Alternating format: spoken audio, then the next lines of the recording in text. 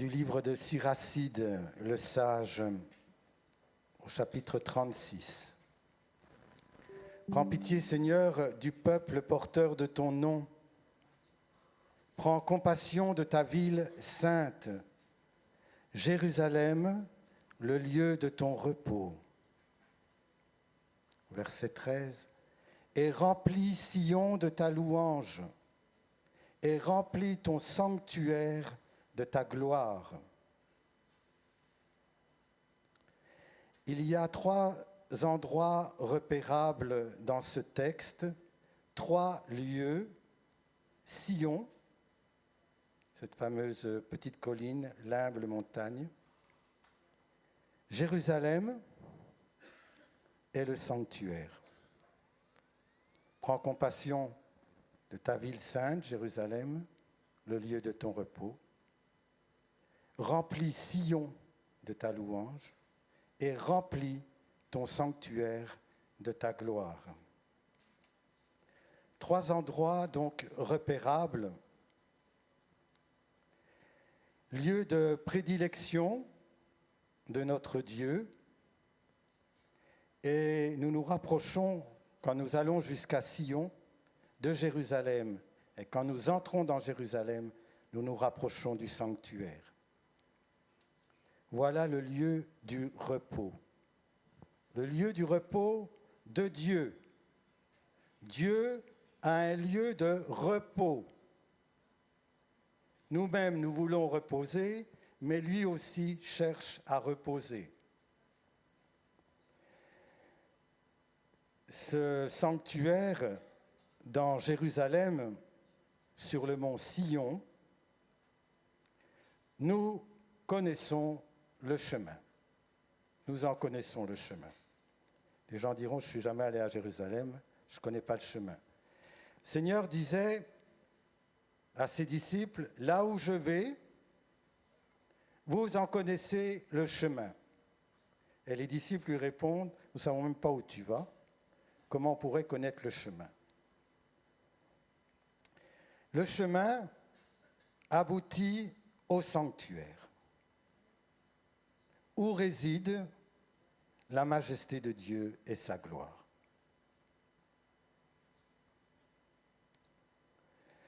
Dans le psaume 78 ou 77 selon les traductions, au verset 67, nous lisons « Le Seigneur a élu la tribu de Juda. Il a élu la montagne de Sion, qu'il aime, et il bâtit comme les hauts lieux du ciel son sanctuaire. » Sion, Jérusalem et son sanctuaire. Le Seigneur a élu la tribu de Juda pour vivre dans ce sanctuaire, pour s'approcher de la montagne de Sion, pour s'approcher de la Jérusalem céleste, pour entrer dans son sanctuaire plein de gloire. Et ce n'est pas n'importe quelle tribu qui est appelée à témoigner de ça sur la terre. C'est la tribu de Juda. Juda veut dire louer. La tribu de ceux qui louent. Le peuple des louangeurs. Ce sont eux qui vont jusqu'à Sion, qui entrent dans Jérusalem et qui s'installent dans le repos, plein de gloire, au milieu du sanctuaire. Pourtant, dans Isaïe, il est dit au chapitre 66, « Quelle maison pourriez-vous me bâtir? Quel est l'emplacement de mon repos? » Le lieu de repos pour Dieu, c'est lui-même qui le dit, c'est l'Anawim. Où je me repose, c'est dans le petit, dans l'Anawim, le dépendant de tous les jours, celui qui dépend de moi pour tout. L'humble, le petit. Voilà le lieu de mon repos. serait-ce que le sanctuaire, c'est le lieu du repos, et que ce lieu du repos, ce soit le petit. L'Anawim est l'humble. Je regarde vers l'humble, l'esprit abattu, vers celui qui a un saint tremblement quand je parle. Alors vous dites, mais est-ce qu'on tremble? Moi, chaque fois que je dois vous parler, je tremble. Quand je dois venir vous parler, je tremble. Souvent même, je saigne du nez. Voilà, et j'ai envie d'aller à la mer, juste avant. Voilà. Je tremble. Mais je ne tremble pas parce que j'ai peur de vous. Je tremble parce que je rencontre des êtres vivants à qui je dois parler et que je n'ai pas envie de parler n'importe comment pour les blesser. Voilà. Un homme qui tremble à la parole de Dieu, mais qui tremble aussi à la présence des autres, parce que quelqu'un qui reconnaît l'autre tremble à la présence de l'autre. Il faut avoir le cœur dur, fermé, ou dans l'Écriture être traité d'impie pour ne pas trembler ni devant Dieu, ni devant quelqu'un. Trembler devant quelqu'un qu'on reconnaît ou qu'on ne connaît pas. Avoir une forme de crainte pas servile, pas une peur qui vous tient en bas, mais simplement parce que c'est quelqu'un de vivant et que ce n'est pas vous. Ben, le bon Dieu, c'est pareil. Trembler à la parole de Dieu. Trembler, c'est pas être tremblé comme ça, mais c'est pas n'importe qui, le bon Dieu. Et quand vous rencontrez quelqu'un, c'est pas n'importe qui, la personne que vous rencontrez. Est-ce que vous avez un saint tremblement quand quelqu'un s'approche de vous? Ou est-ce que vous vous rappelez même pas de son nom, vous en foutez de ce qu'il raconte ou de ce qu'il est? Quand on aime les gens, on a un saint tremblement. Parce que l'autre existe. Et que quand la Vierge Marie rencontre Élisabeth, elles ont des drôles de tremblements. Voilà. Il y a un tremblement intérieur quand on rencontre le bon Dieu, de ventre à ventre. C'est Saint Jean-Baptiste et Jésus dans le ventre de Marie qui tremblent tous les deux. Et la Sainte Vierge, quand elle embrasse sa cousine, elle tremble aussi. Voilà. Sa chair tremble parce qu'elle rencontre quelqu'un.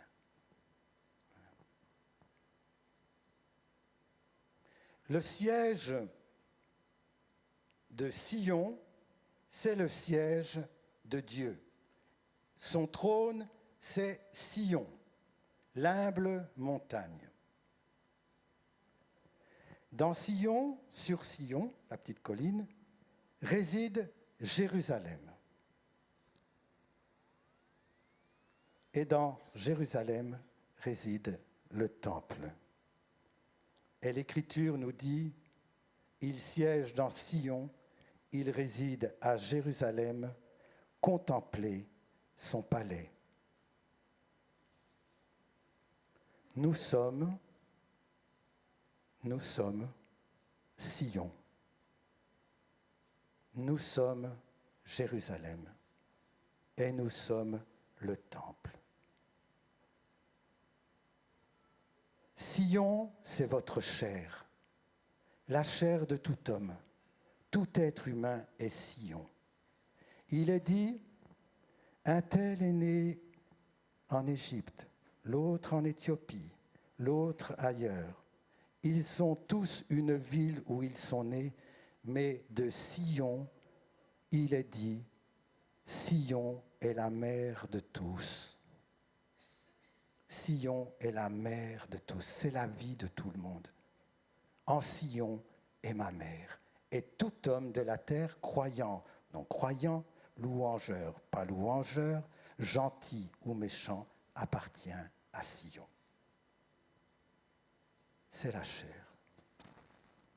Et Dieu veut habiter dans Sion. Et il va poser là Jérusalem. Jérusalem, c'est votre âme. Voilà. Et votre temple, c'est votre cœur profond, l'esprit, corps, âme et esprit.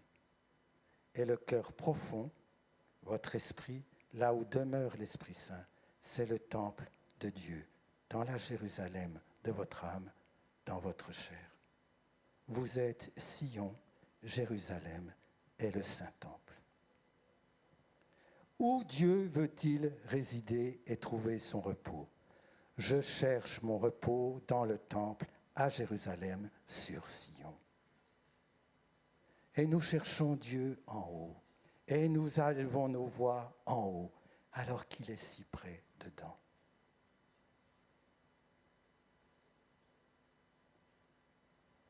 Vous ne savez pas bien qui vous êtes, moi non plus.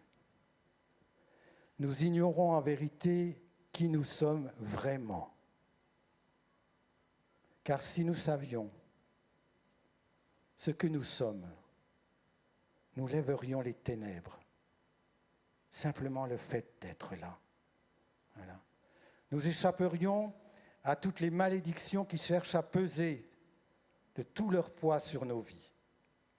Si nous pouvions comprendre, mais surtout, pas comprendre, mais ressentir qui nous sommes pour Dieu, comment Dieu nous voit, la valeur que nous avons à ses yeux, je crois qu'on en mourrait de joie. Si vous pouviez voir la gloire qui vous est réservée et l'amour que le bon Dieu a pour vous, ça serait déjà le ciel ici. Voilà. Nous sommes précieux à ses yeux puisqu'il n'a pas hésité un seul instant entre sa vie et la nôtre, à sauver la nôtre et à perdre la sienne. C'est qu'on devait être précieux quand même. Si entre deux vies, il n'a pas hésité une seconde, il a dit, allez, j'y vais pour eux. Dieu est partout.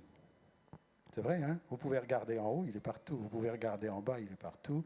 Il est dit, si tu escalades les cieux pour me chercher, tu vas me trouver. Si tu descends aux enfers avec tout ton bordel, j'y suis. Si tu te sauves au-delà des mers, j'ai encore la main sur toi. Je suis partout. Et Dieu est partout. Mais pourquoi on le cherche partout sauf en nous?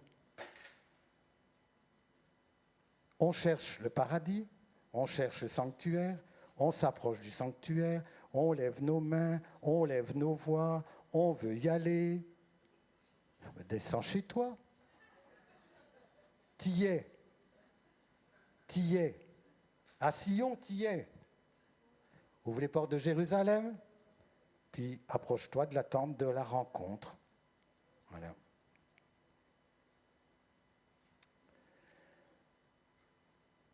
Nous ne sommes pas encore bien révélés à nous-mêmes, et vous avez entendu ceux qui sont passés avant moi, quand ils parlent du déjà là et du pas encore, du pas clairement vu, voilà, de gloire en gloire, comme il convient à l'action du Saint-Esprit. Nous sommes son temple, et donc la résidence principale du bon Dieu. Beaucoup d'entre vous pensent qu'ils ne sont pas vus de lui, que le bon Dieu ne les habite pas, et qui sont de temps en temps la résidence secondaire du bon Dieu quand il veut bien se servir de vous. C'est une grave erreur qui offense son cœur. Je vous le dis. Parce que c'est sa résidence principale. Votre cœur, c'est sa résidence principale. Ce n'est pas sa résidence secondaire. Alors peut-être que vous n'êtes pas dans votre cœur quand il est là, mais lui, il y est. C'est ce que dit saint Augustin. Je te cherchais, je t'ai cherché longtemps, au dehors de moi. Tu étais au-dedans, mais moi, je n'étais pas en dedans de moi, j'étais en dehors. Et je t'ai trouvé en dedans. Voilà.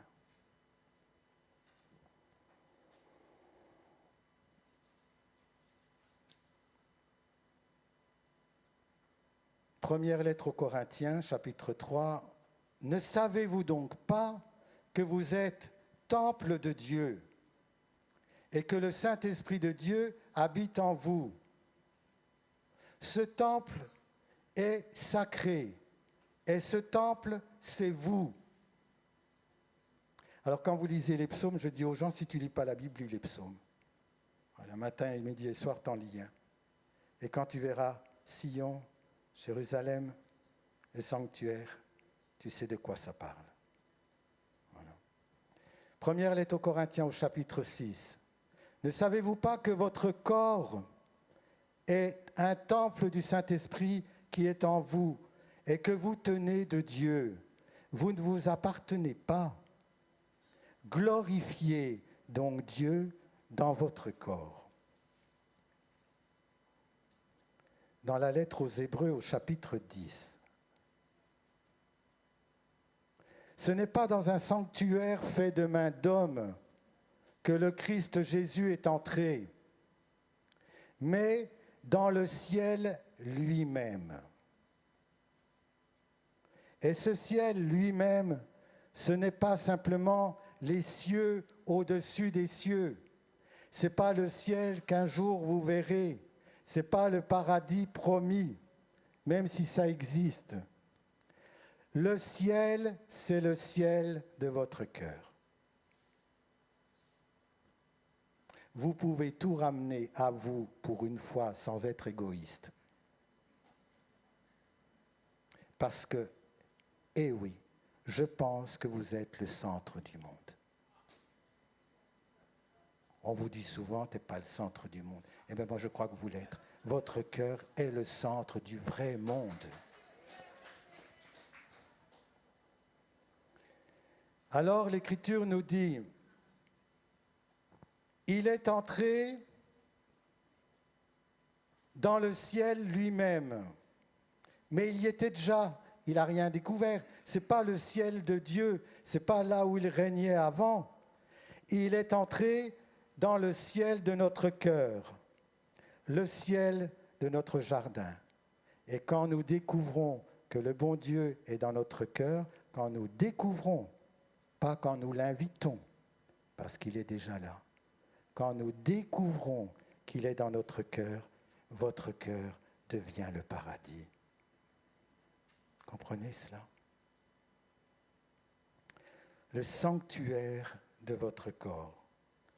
Et quand Jésus, qui est présent dans votre corps, plutôt particulièrement dans la Jérusalem céleste, votre âme, et plus particulièrement encore au centre de votre âme, dans votre esprit ou votre cœur profond, tout le ciel est dans votre cœur. À moi la terre, à moi les anges, à moi le ciel, à moi le Christ, et le Christ est à Dieu.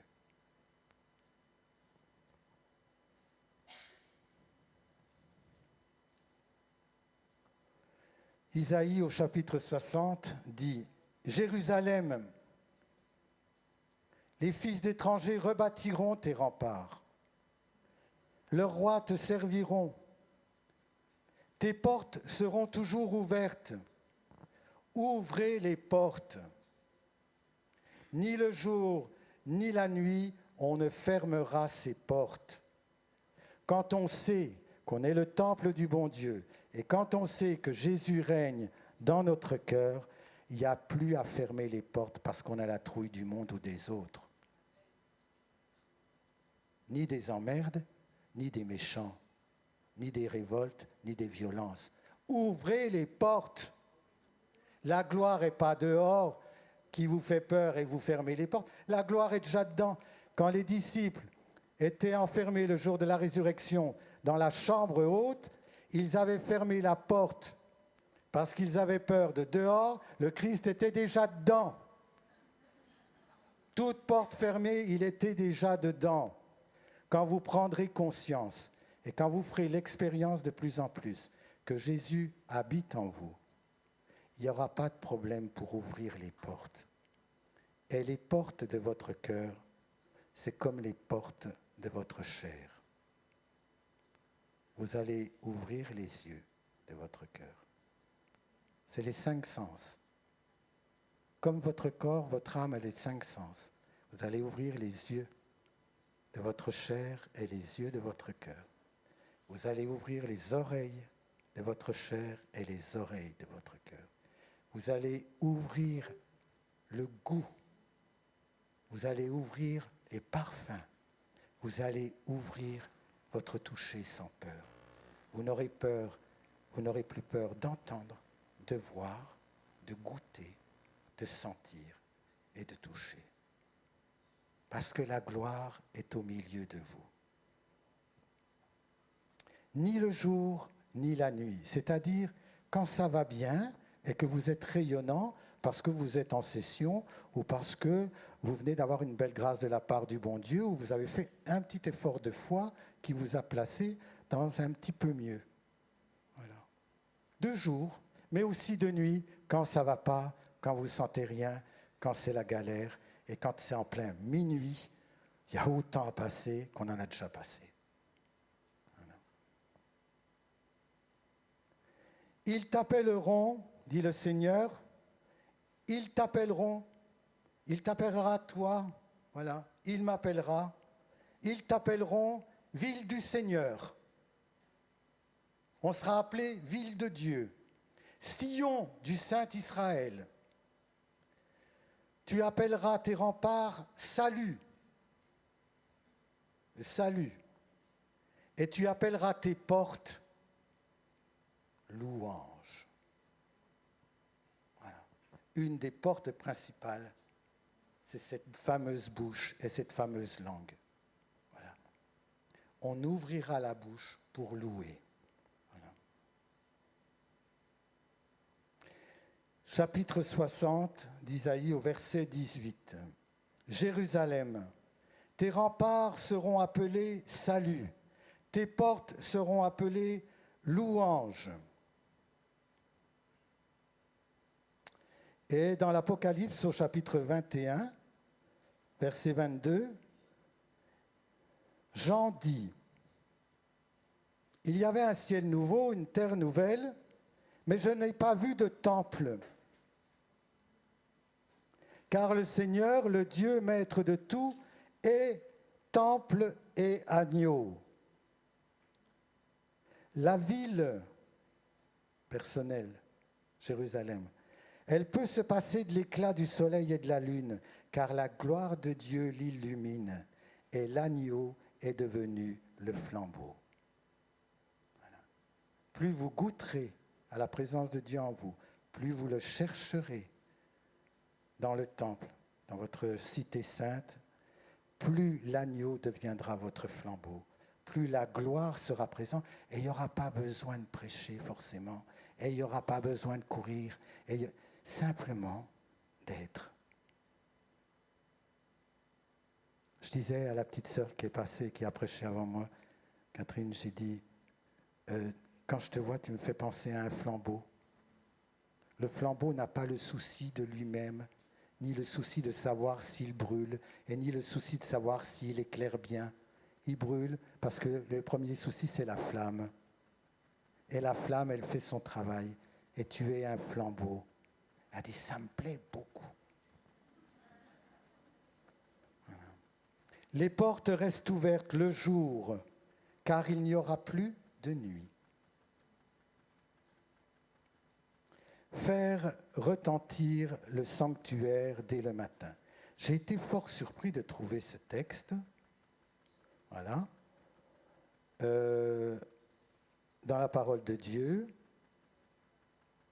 C'est à propos de David, et à un moment donné, il est dit, le peuple des louangeurs faisait retentir le sanctuaire dès le matin. Mais un sanctuaire, ça ne retentit pas. C'est les louangeurs qui font retentir. On peut faire retentir la musique dans un sanctuaire, mais un sanctuaire ne retentit pas par lui-même, à moins que le sanctuaire, ce soit vous. Voilà. Les louangeurs font retentir leur sanctuaire dès le matin. Dès le matin, que ce soit la nuit ou le matin, faites retentir vos cœurs. Chantez dans votre cœur les louanges de Dieu, avec des mots ou sans des mots. Inventez-les si vous voulez. Si vous n'avez pas chanté, si vous n'avez pas jubilé, peu importe ce que vous faites, trouvez des chants nouveaux si ça vous plaît. David, il inventait des instruments de musique à ne plus savoir qu'en faire. Voilà. Voilà ce qui est dit de David. Et c'est le tabernacle de David, c'est le sanctuaire de David qui est proclamé à la fin des temps. Ce ne sera ni à Jérusalem, ni sur la montagne de Samarie, mais en esprit et en vérité qu'il y aura les adorateurs, dans notre chair et dans notre cœur. Et ce sanctuaire qui sera rétabli, c'est pour la fin des temps. À la fin des temps, le peuple sera un peuple de louangeurs qui élèvera Dieu depuis leur sanctuaire. Et nous sommes dans ces temps. Voici ce qui est dit de David. David fut choisi parmi tous les Israélites, et il se moquait des lions, il se moquait des ours. Tout jeune, il tuait même le Goliath, le géant.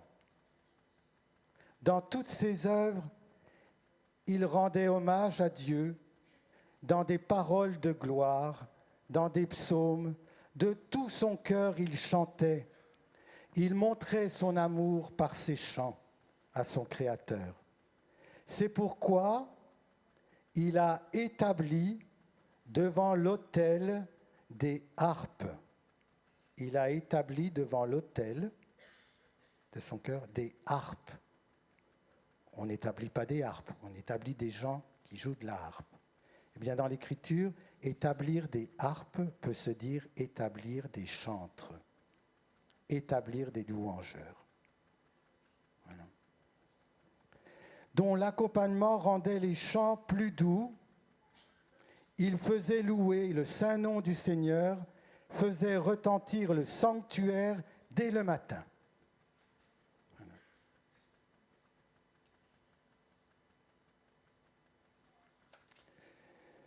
Et quand nous apprenons à demeurer dans cette louange, nous pouvons bien voir un jour la nuée et la gloire remplir le temple, c'est-à-dire remplir votre cœur. Vous allez faire un jour l'expérience de ça, à la force de louer et de rendre gloire à Dieu dans votre saint temple. Un jour ou l'autre, Dieu va se manifester comme il le veut et quand il le veut, et vous allez être remplis de la nuée, remplis de la gloire. Ce n'est pas la peine de dire « Viens, Saint-Esprit » en permanence. Saint Séraphin de Sarov, il disait « Celui qui dit « Viens, Saint-Esprit » et qui prie pour que les gens reçoivent le Saint-Esprit, ressemble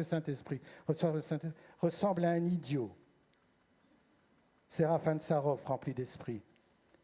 C'est comme si tu accueillais un ami qui frappe à la porte, tu lui dis « Entre », il entre et tu continues de dire « Entrez ». Voilà. Goûtez, vous l'avez reçu. Voilà.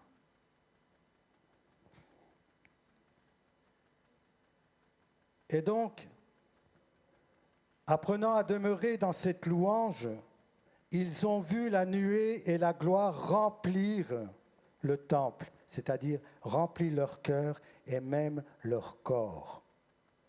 Il y a des fois le Saint-Esprit qui est partout peut agir de dehors et on l'appelle, mais il y a des fois le Saint-Esprit qui est dans quelqu'un peut agir de dedans.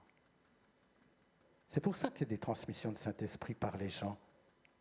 Ce n'est pas parce qu'ils sont possesseurs du Saint-Esprit, c'est parce que le Saint-Esprit ayant traversé et rempli leur temple, et rempli leur chair, quand ils s'approchent, c'est encore le Saint-Esprit qui s'approche. Vous comprenez?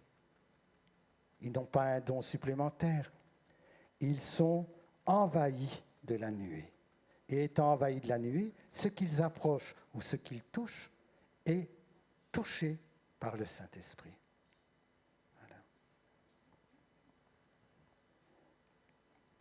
Premier livre des Chroniques au chapitre 5.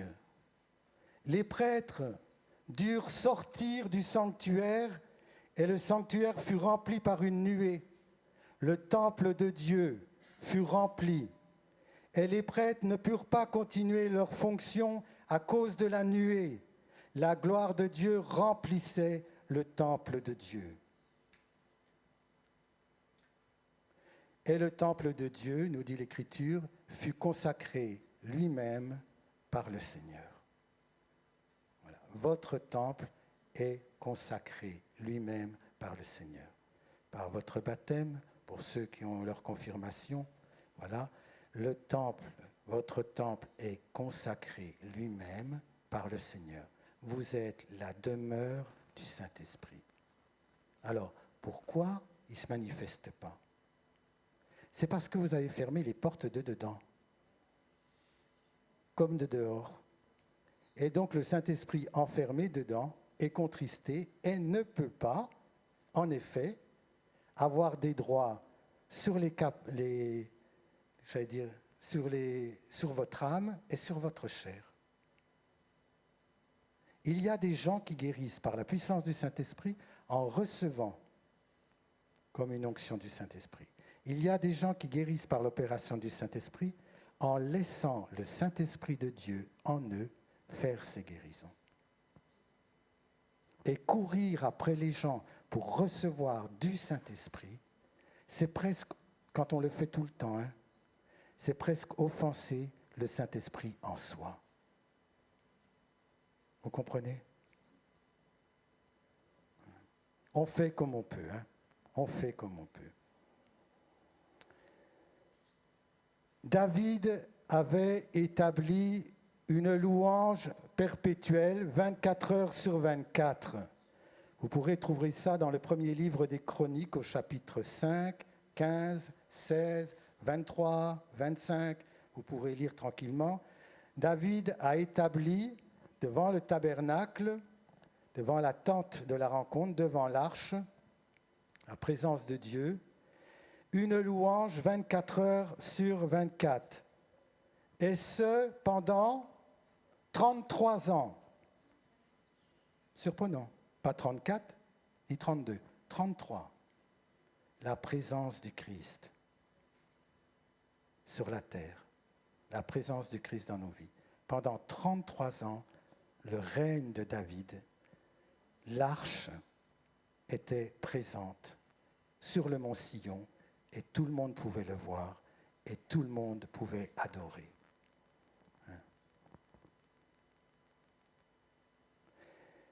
David avait établi des louangeurs. À votre avis, combien pour 24 heures sur 24? 4000. Il y avait 4000 louangeurs 24 heures sur 24 qui se relayaient. Voyez ce que ça peut donner? Pendant 33 ans. Et nous, au bout d'une heure, on en a marre, ou quand d'un seul coup, on commence à chanter. J'en vois un qui s'impatiente et qui dit « avec ces là, c'est ouh, on pourrait passer à autre chose. » Mais je fais résonner mon temple, s'il vous plaît. Il résonne. Qu'est-ce que vous voulez que j'y fasse? Laissons-le résonner. 4000 louangeurs louaient Dieu avec les instruments que David lui-même faisait à l'intention des louangeurs. Il trouvait un truc, il disait, tiens, ça peut faire de la musique. Tiens, il trouvait autre chose, ça peut faire... Là, il y en a. Mais trouvez quelque chose. Vous savez ce que faisait saint François d'Assise quand il était plongé dans la louange? Il chantait en français parce qu'il trouvait qu'il ne comprenait pas bien les mots, que c'était plus joli. Voilà, donc il avait un genre de parler en langue, il trouvait que c'était plus joli en français, la langue des amoureux, il trouvait ça bien. Et puis après, il prenait des morceaux de bois, on le voyait, prendre un morceau de bois et frotter contre un autre morceau de bois et faire comme Anna Maria, faire du violon pour faire s'accompagner dans sa louange. Voilà. Son cœur lui donnait d'inventer de la louange, de la danse, de la percussion pour la gloire de Dieu. Voilà. Ceux qui avaient appris à chanter. Je dis toujours, ceux qui chantent ne chantent jamais faux quand c'est pour Dieu. Mettez-vous un peu plus loin si vous êtes inquiet, mais quand on chante pour Dieu, on ne chante jamais faux, parce que quand votre cœur chante, ça plaît au bon Dieu. Voilà.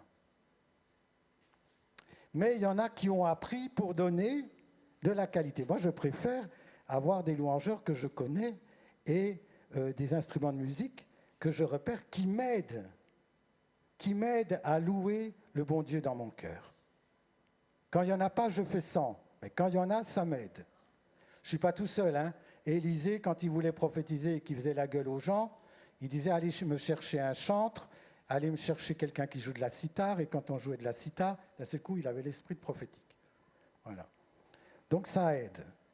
Ceux qui avaient appris à chanter et bien chanter pour le Seigneur furent recensés. Sur 4000 louangeurs, on en trouva 288. C'est bien recensé, hein? 288 qui savaient bien chanter, et on nous dit qui s'y entendaient pour la louange. Voilà. Ils prophétisaient sous la direction de David. Ils prophétisaient au son de la lyre, en l'honneur et à la louange de Dieu. C'est-à-dire que c'était des chantres qui louaient et qui prophétisaient en même temps. Ils chantaient les prophéties. Ils chantaient la parole de Dieu. Aux paroles prophétiques de Dieu, pendant qu'on chantait les paroles prophétiques de Dieu, à ce moment-là, les prêtres sonnaient de la trompe. Voilà. Ça devait faire un drôle de truc. Hein. Et l'Écriture est tout ce bruit, dit l'Écriture. Hein. Tout ce bruit formait une douce mélodie pour Dieu. Une douce mélodie pour Dieu. Alors, quelque chose de particulier, je ne vais pas vous retenir trop longtemps, c'est comme ça, hein. Quelque chose de particulier par rapport au saint lieu et au temple. Quand David a posé sur le mont Sion la tente de réunion, il n'a pas eu le droit de construire le sanctuaire parce qu'il avait les mains pleines de sang. Mais son fils, Salomon, qui veut dire la paix, lui avait le droit de construire le sanctuaire. Si vous voulez que votre louange résonne dans votre temple, lâchez la colère, la haine et la vengeance. Lâchez le sang versé. Si vous voulez que le temple s'élève dans votre cœur, voilà. Il y aura quand même la louange. David avait une louange géniale. Mais c'est Salomon, l'homme de la paix, qui a pu construire le temple. Vous pouvez louer Dieu, et on peut louer Dieu depuis son péché, depuis sa colère, depuis sa vengeance, depuis ses imperfections, depuis sa nullité. On peut louer Dieu et Dieu vient. Et Dieu est présent. Mais si vous voulez que votre sanctuaire fasse la gloire de votre corps et la gloire pour les autres de la présence de Dieu en vous, il va falloir 4 miracles. Voilà, qui sont possibles. Hein. Voilà les miracles qu'on dit qui accompagnaient la présence de Dieu dans le temple. La fumée des encens et des sacrifices montait droit, même par mauvais temps. Ça veut dire quoi? Que votre prière et ce que vous faites pour Dieu est une intention droite, droiture d'intention. Revenez à la droiture d'intention. Quand vous priez ou quand vous posez un acte, même un petit acte, quand vous dites quelque chose, mais un petit quelque chose, quand vous faites quelque chose, même un petit quelque chose, quand vous donnez à quelqu'un, même un petit rien, droiture d'intention. Que votre fumée monte droit. Même si c'est de la fumée, même si ce n'est pas grand-chose. Voilà. Veillez à la droiture d'intention. Si vous ne l'avez pas, ce n'est pas grave. C'est l'ordre d'un miracle, ça viendra, et Dieu est quand même en vous. Hein? Deuxième miracle, les meubles, tout le mobilier du temple était imputrescible. C'est-à-dire que ça ne pouvait pas pourrir. Il n'y avait pas de bête qui se mettait dedans, il n'y avait pas de pourriture et le bois ne se détruisait pas. Tout le mobilier était incorruptible. Ça veut dire que dans votre temple, le miracle qui va se passer, c'est que vous allez devenir incorruptible, imputrescible. Votre parole n'aura rien de quelque chose de pourriture. Pas de mauvais mots. Votre pensée ne sera pas corruptible. Pas de mauvaises pensées. Vos actes seront, chaque fois que vous approcherez avec votre mobilier intérieur, vos vertus et votre savoir, ça sera incorruptible. Ça, c'est un miracle que Dieu va faire. Voilà. Dieu le fera parce que c'est son temple. Voilà. Troisième miracle, ça sentait bon. Avec toutes les bêtes qu'on tuait, toutes les génisses qui arrivaient, tous les moutons qui arrivaient, ça sentait jamais la charogne. Ça sentait bon. Voilà. La bonne odeur du Christ pour ceux qui se sauvent. Odeur de mort pour ceux qui se perdent. Voilà. Un miracle que le bon Dieu fera en vous aussi. Ça sentira bon. Quand vous serez là, ça sentira bon. Vous ne sentirez pas le renfermer.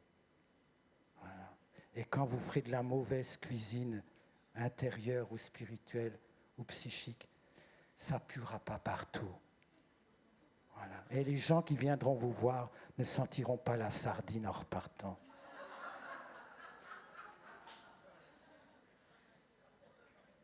Réfléchissez.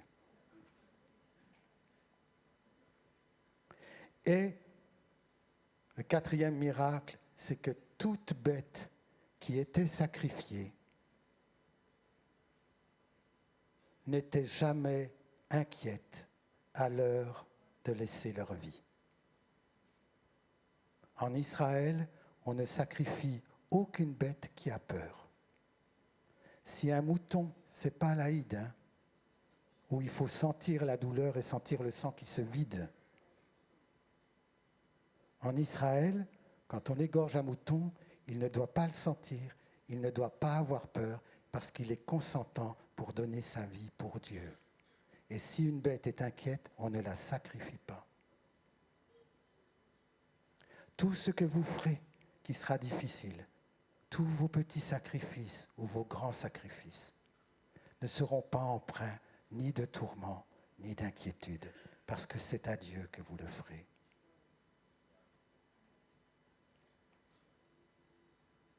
Amen.